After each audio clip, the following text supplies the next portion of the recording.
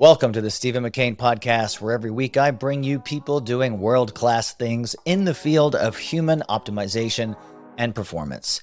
This week's guest is Christian Drapeau. He is a stem cell researcher, an expert, and he is the creator of a supplement called Stemregen, which is unlike anything I've seen. Basically, you take 2 capsules of this plant-based supplement and you mobilize 10 million stem cells from your bone marrow. So this has a lot of potential applications, which I will let him explain a lot of that. And look, if you're into wanting to learn about stem cells and how to maybe access your own without spending a ton of money on a procedure that costs thousands of dollars, this is the podcast for you. Christian is a wealth of knowledge, and I think you're going to like it. So let's do it. Christian, welcome to the Stephen McCain podcast. My pleasure. Thanks for your patience. We've had some technical difficulties here, but look, we met each other at A4M a while ago, and then we reconnected at a stem cell conference here in Las Vegas this last weekend. And it just got me reinvigorated about your product. You have an amazing oral stem cell mobilizer, and we're gonna get into all of it and the benefits of it. But how did you even get into all this stem cell stuff? Because I started reading your book and I really like it. And you're a wealth of knowledge with stem cells. Like, how did you get into this? My background is neurophysiology, brain research. So I was at McGill at the Montreal Neurological Institute, and then I was hired in 1995 by a company that at the time was really the main company selling a product that you may have heard of, blue green algae from Klamath Lake. So I decided to study this product. I studied, we found the mechanism of action, active compounds. But as I'm doing all that work, I come across cases that people who reversed multiple sclerosis, heart disease, emphysema, liver failure, Parkinson, Alzheimer's. And when it's just one case, it's just a story. It's not a scientific evidence, if you want. But when you got, I don't know, 20, 50, 100 of these cases, and then I get to know some of them and I go through their medical files, and it really confirms that this was a true story. There's just a point where it became very compelling. Like, what is this plant doing in the body to lead to not only extensive benefits, but benefits that were touching so many different aspects of human health? Normally, a plant doesn't do something for the brain, and by the way, for the heart, and for the lung, and for the liver. Oh, and by the way, for the pancreas. They're more targeted in how they're working. So we had no explanation until we discovered that it was triggering stem cell release from the bone marrow. And suddenly it really explained everything that we had seen. So I went from brain research and everything shifted into stem cells. So that's really what led me to stem cell research. And obviously, it's the case of everybody today in the world of stem cells. It's not a training in college that you can have in stem cells, it's too new. So it's people who get into it and then start to study it. So that's what I did. Yeah, it's a fascinating topic for someone like me, and not to toot my own horn, but like I've optimized so many facets of my life that really I'm in the new frontiers. Like the only thing that's really left for me is, I'm really digging exosomes and stem cells, and I actually tried my first stem cell procedure back in I think 2018. I did the wart and jelly, and good results. And I've recently done exosomes, IV exosomes in my face with Sandra Kaufman, who she was with me at the event, and blown away by how I felt with that stuff. And it's fascinating what we're the field what is happening in this field. I mean, when you sit and look at these presentations and you see rotator cuffs that the tear is completely filled in, and in your book, you talk about how growing new parts of your brain that we thought were never possible. This is exciting. And so you've been in this field for how many years now? 20 years? I started one day when, so we're studying this blue green algae since 2001. So I'm studying this blue green algae, trying to understand how it's working. And I come across an article. The title was Turning Blood into Brain. It's the first report, to my knowledge, documenting a stem cells from the bone marrow going to the brain and becoming a brain cell. I mean, you need to go back in 2001. Stem cells are only precursors to blood cells, and you don't make new brain cells. So, two big dogmas of science And one study now just reversed both of them. So that really was my entry into the whole field of stem cell research. So it's 22 years now. Yeah, fascinating. And just for the listeners, if you could explain like the fundamentals of what is a stem cell and what is the potential of a stem cell? So there is evolution in our knowledge of it, and at some point we can go into this because I think it helps put a lot of the stuff that people have heard in the media, baby parts and all that stuff, which is really is not true.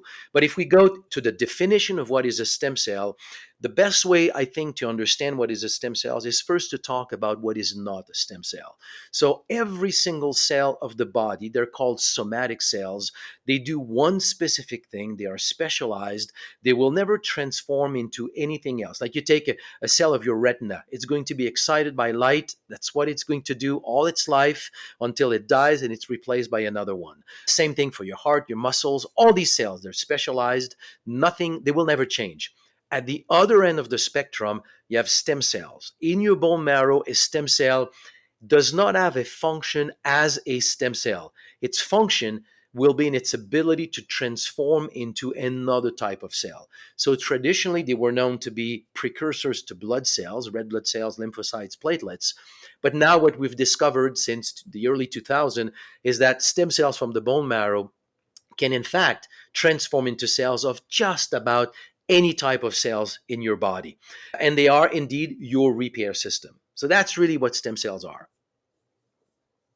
Yeah, and every differentiated cell or every cell in your body once started out as a stem cell, right? Every single one of them. And that's really what you just expressed there to me is at this point in time, the apex of the culmination of all the science that has been done so far in the field of stem cell research. Because if we say stem cells, for most people, it's a treatment. You go somewhere and you get a stem cells. The question is what type? Umbilical, fat tissue, blood, bone marrow, all of that.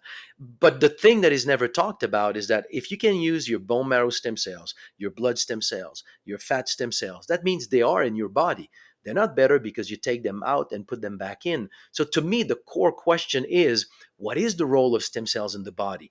And what we're discovering is that, and this is all emerging from stem cell research, is that every single organ and tissue of the body is constantly going through a process of turnover.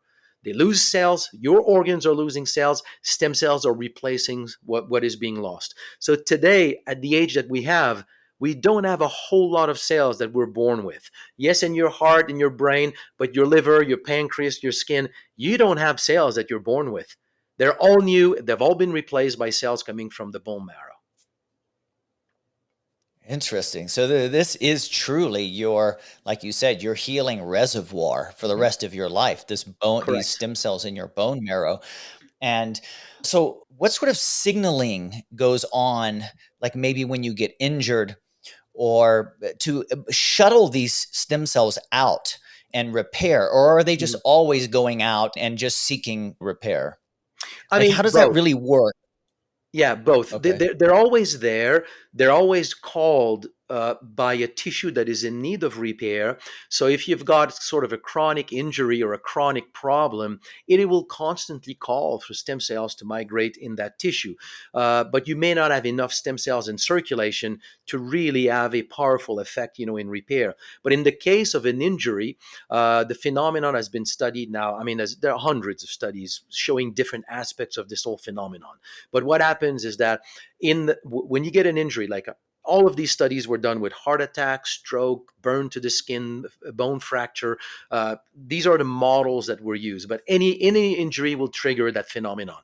So you get the injury within probably, I would say, like 12 hours or so. There is a compound that is released and we can pick up in the blood, which is called granulocyte colony stimulating factor, GCSF.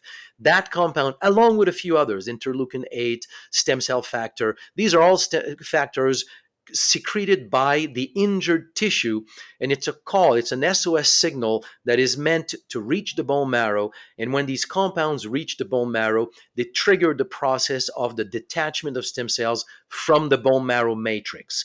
So now within the next few days, and this process will peak 3 to 5 days after the injury, you will have an increase in the number of stem cells in circulation that will be 3 to 10 fold.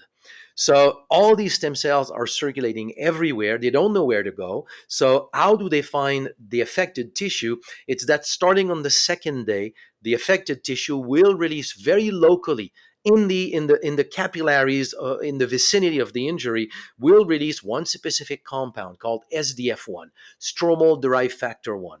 That compound will have a specific receptor on the membrane of the stem cell. So when that stem cell is going to find capillaries of the injured tissue, when the compound touches that receptor, immediately the stem cells will express adhesion molecule, will grab the capillary and will stop.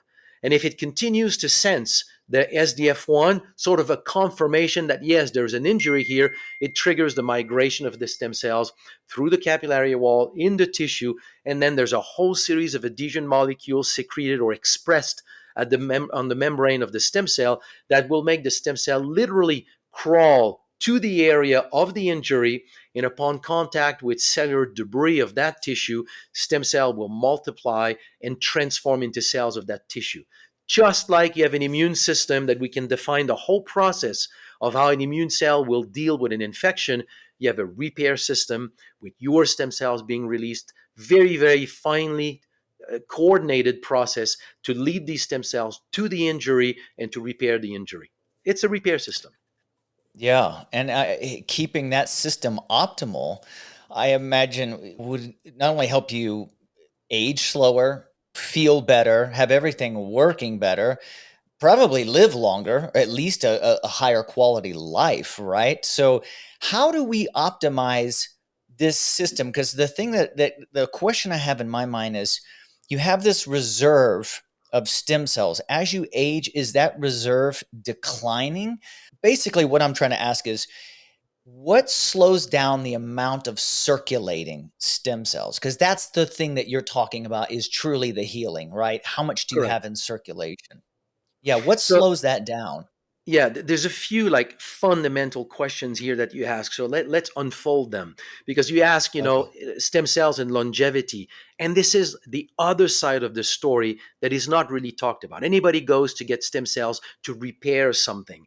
But when there's nothing to repair, then your stem cells, you feel, are really not doing anything. And it's not true. They're playing an absolutely essential role, even in your survival. You would not have these stem cells today, you would not be alive. So it's very important to go back to that topic. But to answer your question about where this decline is coming from, I wondered for a long time, why this is happening in the human body.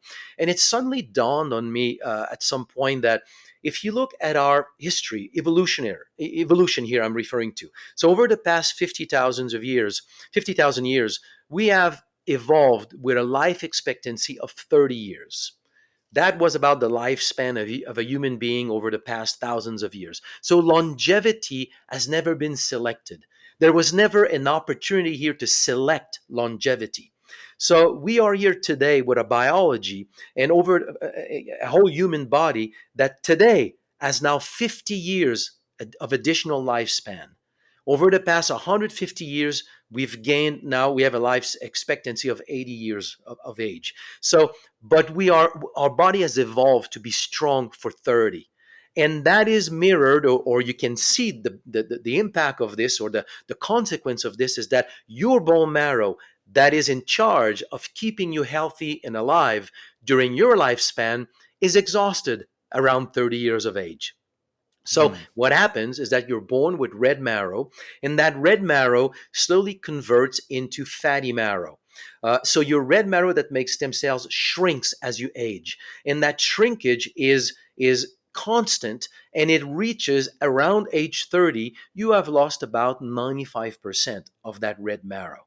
And there's a point mm, in your 30s, and this is mirrored by a decline in the number of stem cells in circulation. Because what you have in your bone marrow is one thing. What you need to repair is how many do I have in the blood available to participate in tissue repair. That's really what matters. But the amount of red marrow that you have will dictate how much you have in circulation. So as your bone mm. marrow shrink, red marrow, then you have fewer and fewer stem cells in circulation. Keep in mind, as I mentioned before, all the organs and tissues are in a process of turnover, meaning you lose cells every day and you need to replace them every day. So there's a point in your 30s where that decline in the number of stem cells available to offset cellular loss starts to be, you don't have enough. So when you start to no longer have enough stem cells to offset the normal cellular loss, that's the day where you start to accumulate minuscule, like very small, unrepaired tissue damage, but they accumulate over time, and they will be 5, 10, 15, 20 years down the road, any one of those so-called age-related diseases. If we count the number of stem cells in the bloodstream of people who have developed erectile dysfunction, atherosclerosis, diabetes, liver failure, COPD, Parkinson, lupus, arthritis, kidney failure. I mean, the list is growing. Anytime there's a new study, we see the same results. All these people have, on average, less than 50% of the number of stem cells that you find in a healthy person of the same age. How many stem cells you have in your blood today to offset the normal process of tissue of cellular loss is what will determine your health for now and the rest of your life. So when you talk about longevity, stem cells play a crucial role in not only longevity, I will say lifespan, but let's say health span during your lifespan.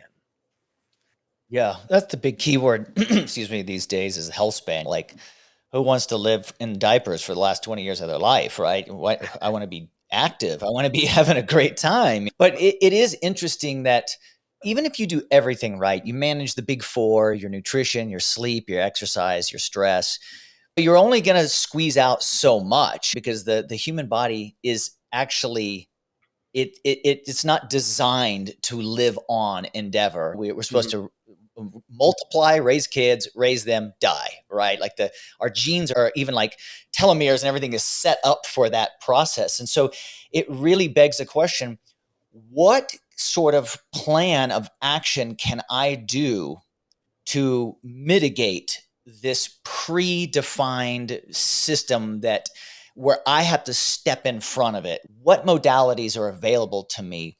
And so when it comes to stem cells, maybe what you're implying is instead of thinking of this as, oh, I got this injury, I should maybe look at stem cells because then I don't have to have surgery. Instead, maybe look at stem cells and some of these things as, how do I roll these into my lifestyle? How do I Mhm. systematize it so that once a year or once a day or something that I have a stem cell protection to avoid stem cell exhaustion?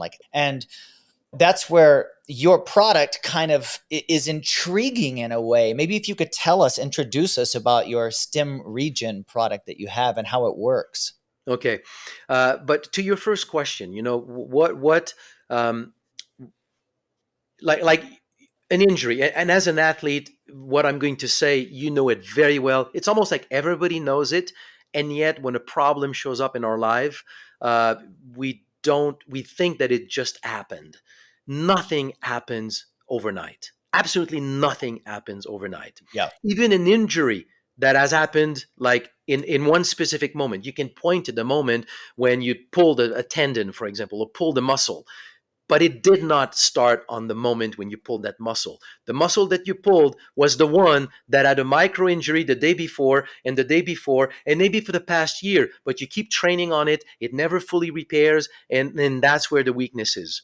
So, what I'm talking about here is exactly what you talked about. Think of repair not as repairing the thing that just happened to you or the diagnosis that you just got, yesterday, when now you live like, now I have a problem, but it's more every single day of your life. The problem is developing microscopically and is the accumulation of a slow decline. If you manage it at that time, then I prefer, like, I don't like the word prevention because prevention makes us focus on the big problem and you're afraid of having it, so you do something for it. I'm talking about health maintenance.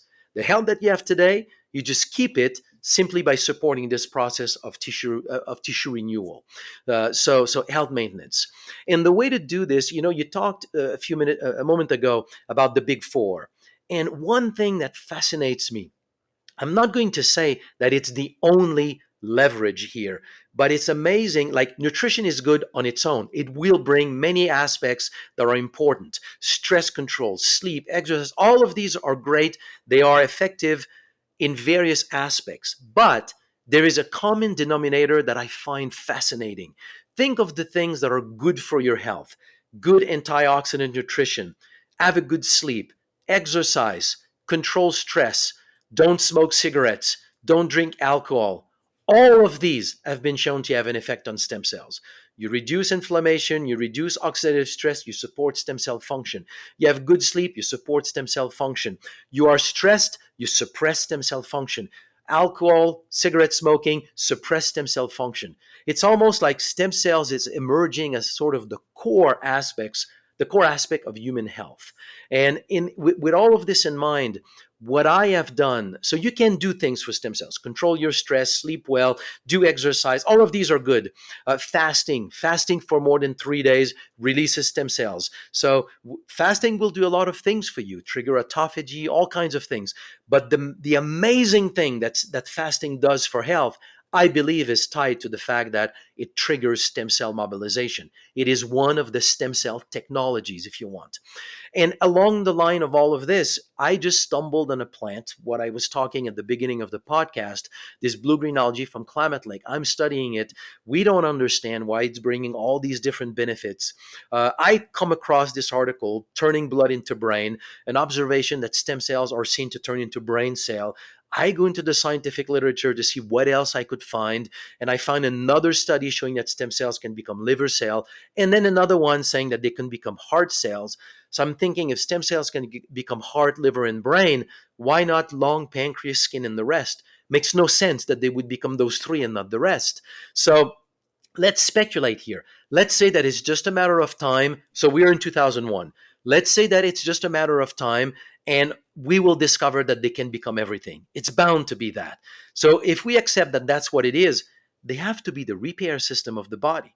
So I published this article in 2001 suggesting that stem cells are the repair system of the body. And in the back of my mind is that if they are the repair system of the body and you have a plant that triggers their release from the bone marrow, they will go as the repair system in the pancreas of the diabetic, in the brain of the Parkinson, in the heart of the cardiac patient, in the lung of the emphysema patient. So you should have a broad variety of benefits seen in different people. And that's what we had. So honestly, it just started because in 2001, that's the only hypothesis that started to make sense to explain maybe how this plant was working.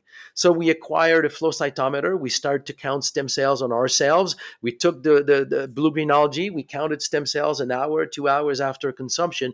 And very quickly, we saw the phenomenon. It triggers stem cell release from the bone marrow.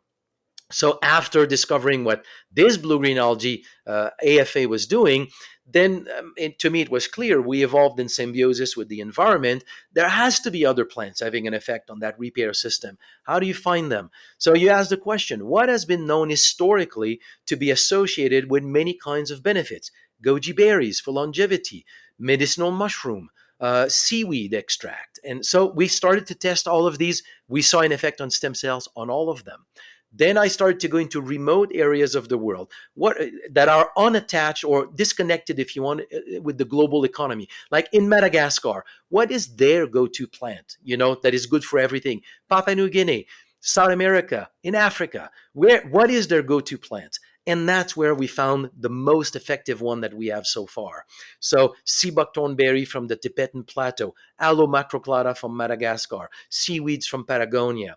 So I've put together a product that is the blend of the top 5 plants that we have documented that act as stem cell mobilizer. They trigger the release of stem cells from the bone marrow. So that has really been sort of the past 22 years of my life researching plants that act in the body like stem cell mobilizer, just like other plants act as immunomodulator.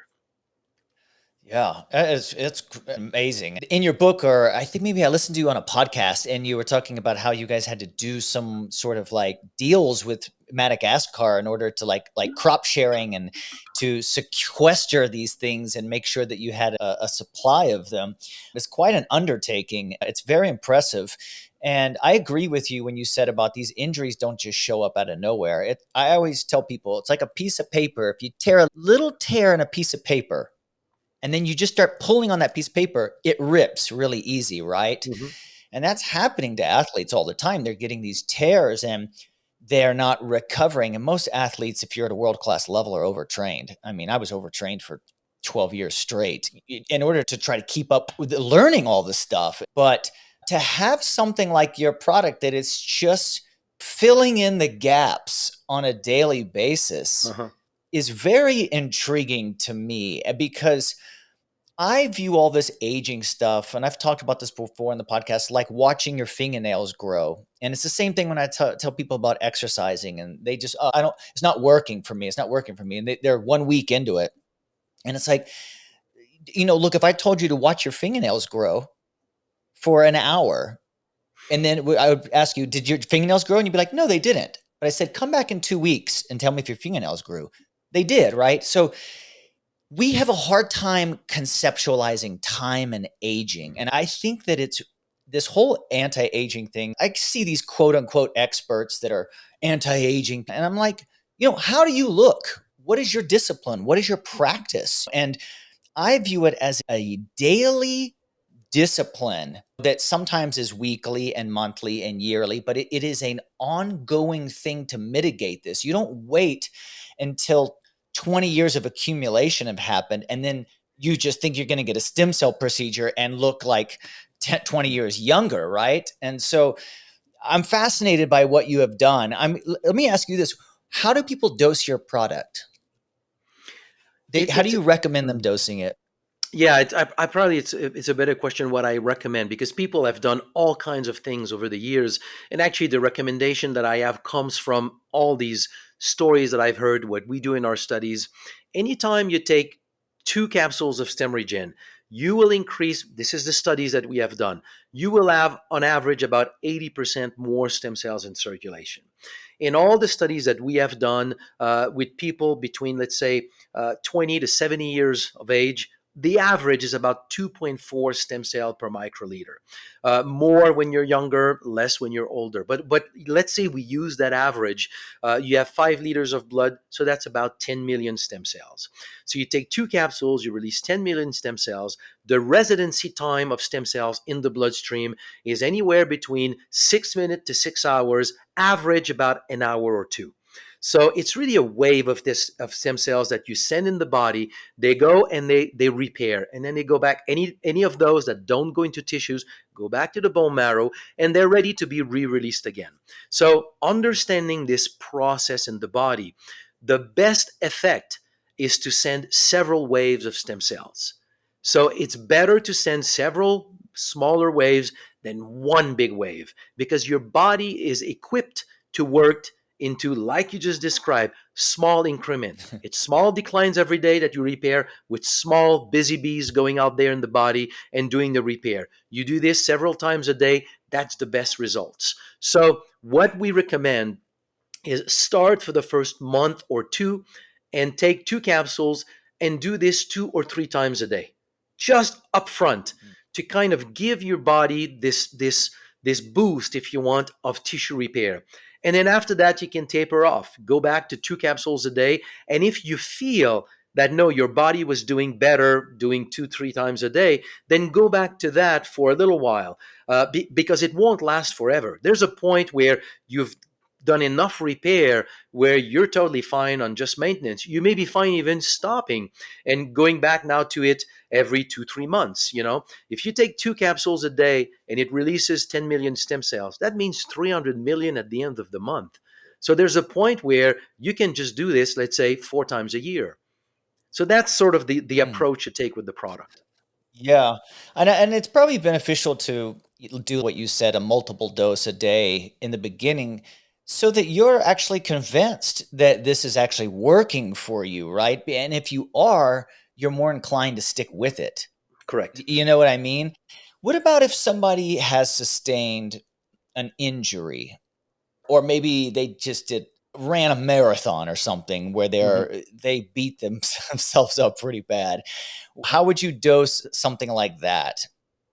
You know what you're talking about now has become, if you want, our, how could I say, our go-to challenge to people, to say you want to see what your stem cells can do for you, and you want to see what Stemregen can do to your stem cells. It's very simple. Go and wreck yourself at the gym. Go run a marathon. Do something that you know the day after you would be sore, and then after the event, Yeah. take two capsules. Take two capsules before you go to bed, two when you get up in the morning, and see on that day, the day after, how you feel. I'm not saying you won't feel that you did something the day after, but you will feel by far better than if you had not done that. And at times, people will say, I've done it many times, and it's almost like you feel strong. You don't feel with soreness or aches, and that will show you what your stem cells can do.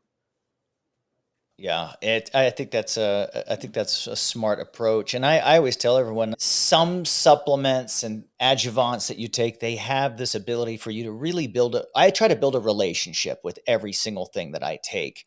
Some things you can't feel, you can't notice, but you can test and under the hood, okay, it's working. For something like this, I think you can develop a relationship with this, something that's going to make you feel better and recover faster. You can start to learn how you can pulse it for yourself. Mhm. Like what, oh, after this, I do this, and this is my maintenance dose, and then I take a break sometimes during this time. How would your product suit, let's say, other therapies? So, like, let's say I was going to do an IV injection of exosomes. Mhm. Would it be beneficial to take a healthy dose of your stem regen as well with that? Absolutely. Not only absolutely, but I mean, hell yes. And the reason is that exosomes. Uh, what are exosomes? Exosomes is the communication system of stem cells. That's how they talk to each other. They release these bubbles of growth factors or communication molecules that are meant to coordinate the behavior of stem cells, activating them, triggering their differentiation. All everything that is the everything that a stem cell does in the body is coordinated by a language, and that is exosomes. So when you inject exosomes, you send a signal to stem cells. But if you don't have stem cells in the area, your exosomes are sometimes wasted. They're never wasted because you always have some level of stem cells. But if you magnify how many stem cells are there available to receive that signal, you just like amplify the treatment that you're getting with exosomes. So by all means, Yeah. you go for exosomes, start a few days before and start to build up, stem cells in the blood, and then you really leverage in a few days after, and you really leverage exosomes. And it's the same thing for stem cells. When you get, say, go back to a little bit what we said before. You have about, let's say, average 12 million stem cells in your bloodstream. When you get an injection of, let's say, 100 million stem cells, you have 10x the number of stem cells in circulation. You completely saturate the postcapillary venule, which is the only area in your entire blood vasculature where stem cells can migrate into tissues. So a lot of your stem cells are going to actually be recaptured by the bone marrow. Now you have about 100, 150 million stem cells in your bone marrow. So now you double the number of stem cells in your bone marrow. So oxygen supply, nutrient supply. So now you've got many stem cells that are overly stressed. And the estimation is that you have oftentimes like maybe a 10 to 15% survival of the stem cells that have been injected. Now take stem regen, kick them back out of the bone marrow. Now you send them back into the bloodstream where they have nutrition, oxygen, and another opportunity of going into your tissues. So what we have seen is that when people get an injection and then they add stem regen, let's say 2 to 3 times a day, just in the month that follows, they always come back with better results. We're working right now with a cardiologist in Madrid with whom we do a heart study, a study on congestive heart failure. And that's what we're doing. One group is on stem regen, one group is stem cell injection, and one group is both together so that we can document the benefit of taking the two together because that is his experience. When he combines the two together, he gets much better results. Oh, it's fantastic. Yeah, because I said in the beginning of this podcast, and my followers probably have maybe seen this video. It's even on YouTube, but I did it at an exosome IV for 2 weeks. I felt like Superman. I felt amazing. My libido, my strength, like I just felt perfect. And so I told myself, I'm like, this is at least a once a quarter thing. And for me now, after talking to you, I'm going to be coupling that with your stem regen. And I'll keep you up to date on just an N of one experiment of myself and how I notice it. But I'm really intrigued to see the effect that has on it. What about, are there any other supplements that work really well with yours? I would imagine if you nitric oxide supplement, increasing your blood flow would probably be a beneficial sidecar to it. Anything else that you've come across? Absolutely. So we're working on a few companion products, but until they're available, what you're mentioning is spot on. So what you want to do is you want to reduce systemic inflammation. I won't go into the detail because it can be complex, but systemic inflammation will, in a way, activate stem cells with their ability to migrate their machinery for migration into tissues outside of the area where they can actually migrate. So you basically disable your stem cells and their ability to migrate into tissue. So systemic inflammation, if you have systemic inflammation, you may release stem cells, but many of them may sort of be disabled for their ability to migrate into tissues. So you want to suppress systemic Mm. inflammation. Now, stem cells, mesenchymal stem cells, will have a size of anywhere between 8 to 16 micron. Your capillaries will be 8 to 10 microns. So for a stem cell to squeeze itself in a capillary, your capillaries must be able to dilate properly. Number one, you also need to have good hemodynamics, good blood fluidity. So if you got buildup of fibrin, which is very common in our world, then you also don't have good capillary circulation. So I would say nitric oxide blended with nattokinase will help a lot circulation into fine capillaries. So when Oh, you that's do good. these, when you do those three, you release stem cells, you suppress systemic inflammation, and you open capillaries. Now you deliver stem cells to your tissues. So you bring new cells to your tissues. Now, these cells in your tissue will multiply. So one stem cell can become like 1,000 to 5,000 cells or more. So now think 1 million stem cells gets into a tissue. This is 5 billion new cells in the next few days. I think that right now science has not well documented and understood this is probably the greatest metabolic demand of the body. This constant repair, this constant maintenance of tissues. So anything that is known to support the functioning of cells, so mitochondrial support, NMN, anything that supports the integrity of DNA duplication in cells, resveratrol, those kinds of compounds will be amazing to support now what is going to happen into tissues. So I like to put this into the big picture sometime to say so much of what we're talking about in the world of health, NMN, mitochondrial function, resveratrol, all of these things, it's working on existing cells. And it's great, autophagy, it's working on existing cells. But there's a limit to how well you help your existing cells. There's a point where an existing cells is getting old, and it's better to just like make it kick the bucket and replace it with fresh new cells. These are your cells with the longest telomere. You want to increase telomere length in your tissue, flood them with new cells. That's the best way of doing it.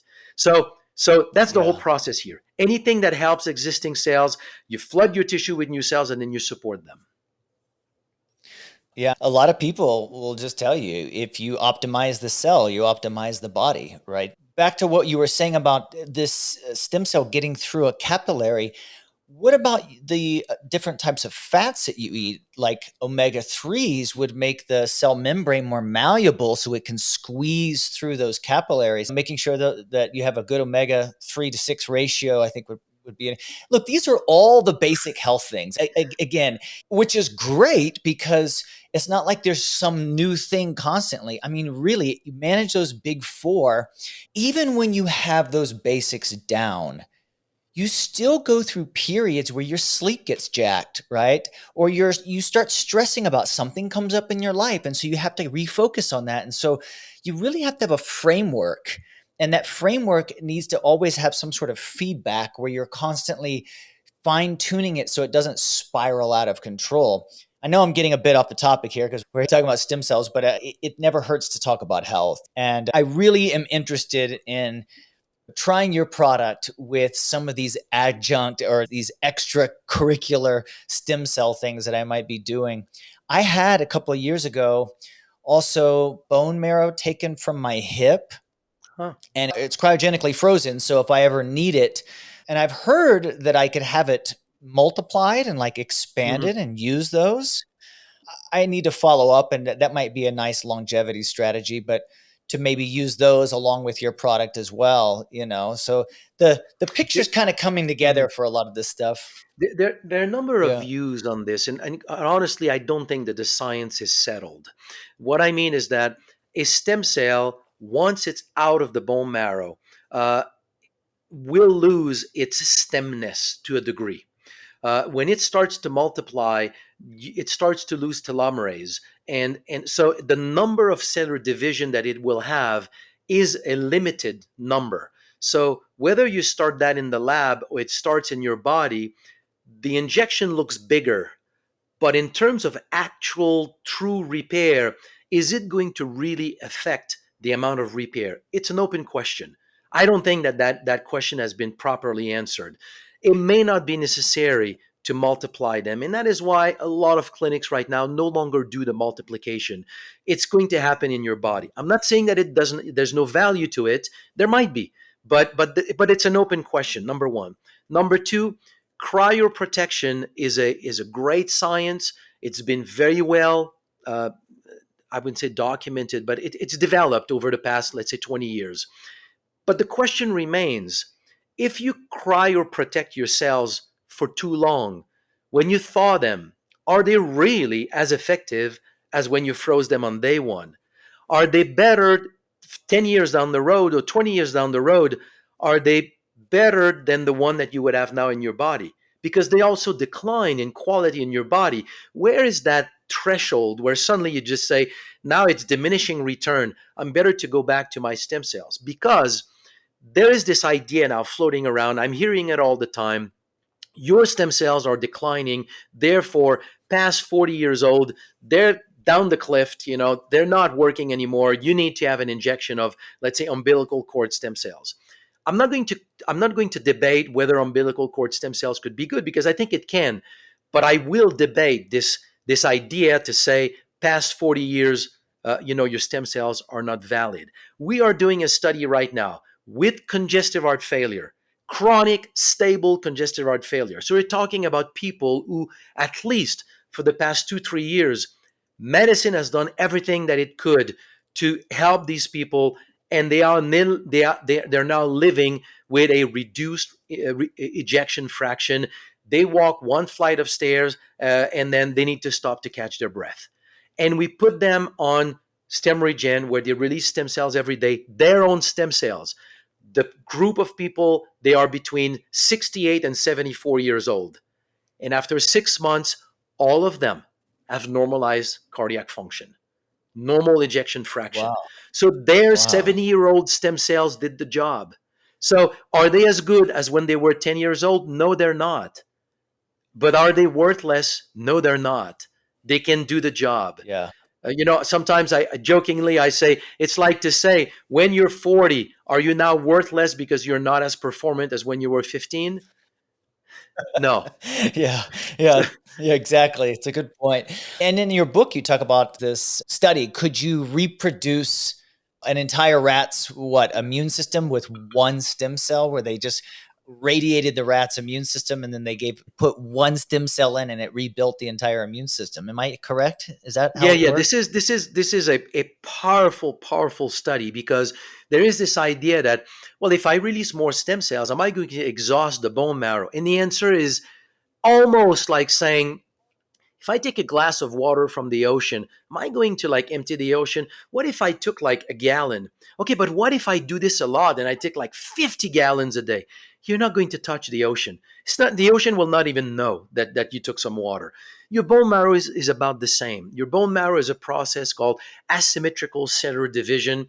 Whenever a stem cell is released, a stem cell has divided, your bone marrow stays constant. And the question was, okay, but let's say you push that to the total extreme. I completely eradicate all stem cells in the bone marrow and I inject one stem cell. Can that stem cell really reconstitute the bone marrow and reconstitute the blood? And the answer to the question was yes. Within 6 weeks, the entire bone marrow was reconstituted, the whole blood system was reconstituted. You don't want to do this because right now the entire blood system has one specific gene. It's all emerging from one cell, Yeah. but aside from that, yes, one stem cell can just reconstitute everything. That's fascinating. One of the questions I have from reading your book about this asymmetry, where when the cell divides, one of it stays the same DNA and one copies the DNA. So the two daughter cells are different, and the copied DNA goes out into the blood. But if it comes back to the bone marrow, now you have a percentage of your bone marrow stem cells that are not the original DNA, they're the copied DNA. Does that cause any sort of attrition to the bone marrow over time? Very good observation. So you're Oh, you're, thank read the, you. you're reading the book very well. So yes and no.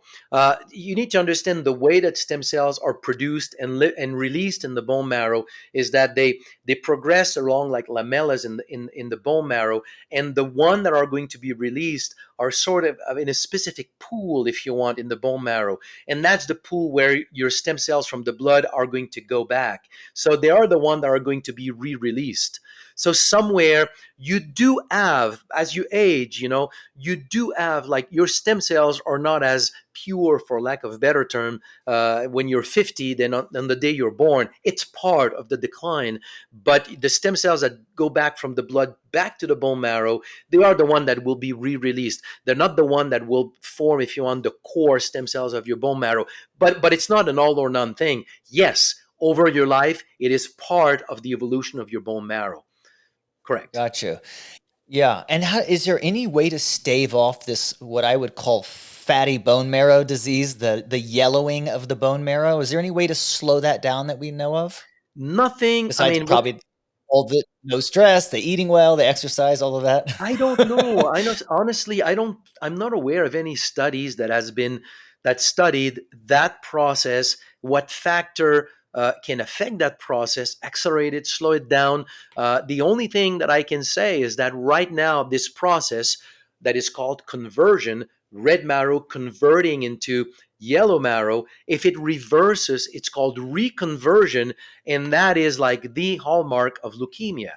So right now, that Hmm, process of reconversion is associated with something that you don't want to see in your body. So, but it's not to say that it could not happen in a healthy way. It's not to say that we might not discover at one day something that could slow down the conversion or even allow for a sort of a reclaiming of the red marrow over the real estate of your bone marrow, that it could reoccupy more space. It could be, but the study of it is extremely delicate because today, if I show you a plant that was going to trigger reconversion, the red flag would immediately be, am I going to promote leukemia? So it's a very, very wow, delicate yeah. process. And today, I don't think any research has been done to attempt doing it and even just to understand what factors could affect that process. It's a You fascinating area of pure research that I would love to get into. you also talk about when you inject a embryonic stem cell, you get that, uh, mass of various, like a, what do you call it? A tartosi, or what is it? Teratoma. So, and it is the reason why, Teratoma, yes. correct. It is the Yeah. reason why there's no research with not research, sorry, treatment. There are no treatments with embryonic stem cells. From day one, this was known. Embryonic stem cells will never be the future of stem cells. It will always be adult stem cells. And at some point, we can go into the story of why there was so much of that confusion on the marketplace. It was all planned to kind of Yeah, I think cloud the whole that's message. The future has yeah. always been and will be with adult stem cells, because embryonic stem cells are too powerful. You put them in a tissue, they retain the ability of forming an entire organism. So you put them in the heart, you get some heart cells, but you also get with that some, I make a joke sometimes. I say, some bone cells, skin cells, a few teeth, and a toupee. You get everything. Yeah, that makes a lot of sense. Look, this has been really fascinating just to be able to pick your brain a little bit and to get inside of it by reading some of your book. And like I said, I'm trying your product again. I'm really going to put it to the test. I'm going to try various dosings. I am going to do the front loading, like you said. And I do work out like very consistently. That's one of my big things. And so I should have some opinions on that I'll definitely be giving you feedback on. And also I'll be using it when I do my next exosome IV, and that'll be interesting.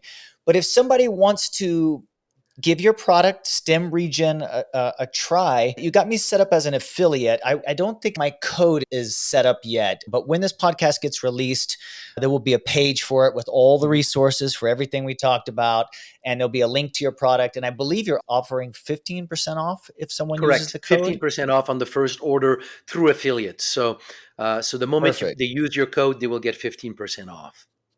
Okay, so you might as well buy like 3 bottles if you're going to do that. If you get Go it for a ahead. one-time purchase, right? There you go. There you go. And Yeah. there's one thing I Yeah. think that is important to, we mentioned it, but I want to refocus on it, because you mentioned, we use this for repair. We go to the gym, you want to feel it. It's a product that you can experience. All of this is true. However, in the background, the thing to always keep in mind is that your stem cells keep you alive. If you didn't have stem cells today, you would not be alive. Think of just like the turnover rate of your liver, for example. You have a liver every 2, 3 months. That means within a year, you will have liver failure if you don't have new stem cells going and repairing and renewing the liver. So my point is that just the fact that you are alive and keep your health is a testament to the effect of your stem cells. You can feel them in repair, but if you don't feel them in repair, the fact that you're alive today is a demonstration that your stem cells are working in your body. So I think the message has to sink down deep enough to realize they are your repair system, they are your renewal and maintenance system. So even if you don't feel them, you release them and they will do their job. Yeah, and that kind of goes back to the initial thing when we started, that every cell in your body was once a stem cell. Mhm. So, that basically means this is the rate limiting factor of your body's It is ability to be itself in a way, right? correct. Yeah, It is. it's super powerful. Yeah, so if you're interested in this product, it's stemregen.co. That's STEMREGEN.co. We'll have a code for you. I'll probably be McCain as the code, MCCAIN. That's usually the code I use, but check the resource page for that. And then how do people find you if they're interested, if they want to ask you some questions? Where can they find you online? Well, where I'm the most active right now is TikTok and Instagram. I mean, social media was not my thing, but that's where I can really reach out and explain so many different aspects of stem cells and the product. So you go on Stem Cell Christian on TikTok, Instagram. If you have any question, just put it there, and I will answer all the questions that show up there. Fantastic. Well, I definitely appreciate you coming on, and I think it's a whole new frontier that I think is just what a cool product you have. There's nothing else like that out there in the market that I've ever heard of. It's so No, interesting to yeah, me. And and these stem cell procedures are very expensive. You're talking thousands of dollars. A complete stem cell makeover. I just asked, what's her name from Docere Clinics, and she was like, "Oh, it's $80,000." I'm like, $80,000. So to have a product like you that you can take and orally and have in your home and just have it sent to you, I think is fascinating. So Christian, thanks so much for coming on. And I look forward to talking to you and seeing you around the circuit in the future. same here, and looking forward to your feedback as to what Stemmergen is doing for you. Definitely. Thanks everyone for listening to the Stephen McCain podcast. Definitely check out the show notes for all the resources, for everything we talked about, and we will see you on the next episode. Stay healthy, everyone.